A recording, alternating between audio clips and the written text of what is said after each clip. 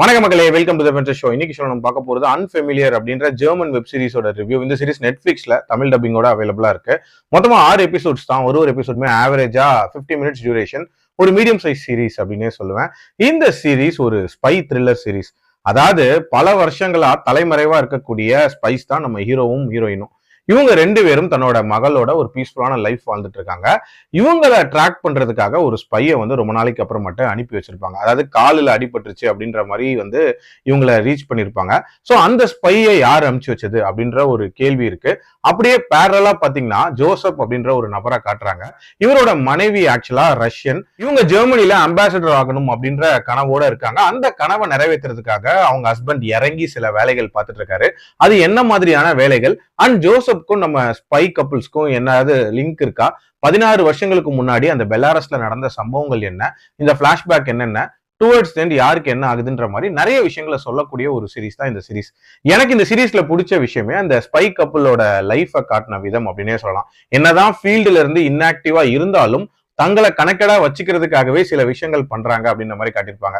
உதாரணத்துக்கு இந்த மாதிரி இன்ஜர் ஆகி வரக்கூடிய ஸ்பைஸ் இருக்காங்களா, அவங்கள ட்ரீட் பண்றது அப்படின்ற ஒரு வேலையை பார்த்துட்டு இருப்பாங்க. ஆக்சுவலா நம்ம ஹீரோ ஒரு டாக்டரா இருப்பாரு. ஸோ அந்த சீக்வன்ஸ் அப்படின்றதெல்லாம் ஒரு மாதிரி இன்ட்ரெஸ்டிங்கா இருந்துச்சு. அது மட்டும் இல்லாம நிறைய கேமராஸ் வச்சு தொடர்ந்து மானிட்டர் பண்றது அப்படின்ற மாதிரி எப்பவுமே அலர்ட்டா இருக்கிற மாதிரி காட்டியிருப்பாங்க. அதே மாதிரி அந்த 16 வருஷங்களுக்கு முன்னாடி பெலாரஸ்ல நடந்த சம்பவம்ன்ற மாதிரி ஒண்ணு காட்டியிருப்பாங்க. அந்த விஷயத்த பிட்ஸ் அண்ட் பீசஸா ரிவீல் பண்ணுவாங்க.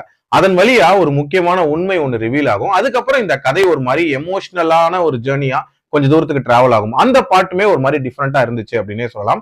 அண்ட் இன்ஃபேக்ட் கேரக்டர்ஸ்க்கு முடிஞ்ச அளவுக்கு கிரே ஷேட் அப்படின்ற மாதிரி தான் கொடுத்துருப்பாங்க.